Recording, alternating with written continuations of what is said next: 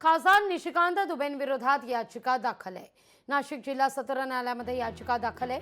मनसेकडून मानहानीची याचिका दाखल आहे। मनसे जिल्हा अध्यक्ष सुदाम कोंबडेंकडून याचिका दाखल करण्यात येते।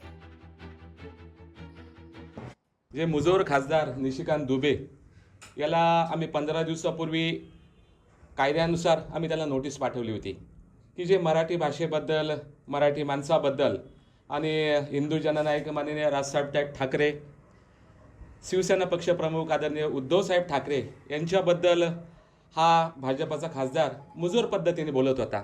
आम्ही त्याला त्या नोटिशीमध्ये सांगितलं की बाबा तू माफी माग, परंतु त्या मुजोर खासदारांनी कुठल्या प्रकारची 15 दिवसामध्ये आमच्या नोटिशीला कुठलंही उत्तर दिलं नाही आणि कुठल्या प्रकारची माफी मागितली नाही।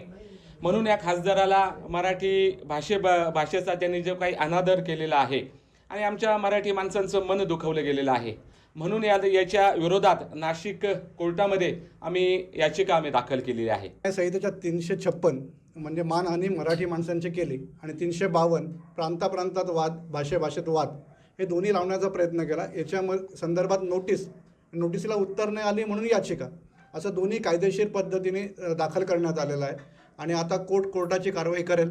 निशिकांत दुबेंना नाशिकला यावं लागेल। याचिका दाखल झालेली आहे। याच्यानंतर आमचे आर्ग्युमेंट्स होतील। आर्ग्युमेंट्स नंतर इश्यू ऑफ प्रोसेसची ऑर्डर पास होईल आणि इश्यू ऑफ प्रोसेसची ऑर्डर पास झाल्यानंतर त्यांना समन्स निघेल। समन्सला जर ते पहिले उपस्थित नाही राहिले तर आम्ही अटक वॉरंटसाठी अर्ज करू। लोकशाही मराठी ऐका, पहा, जागरूक रहा।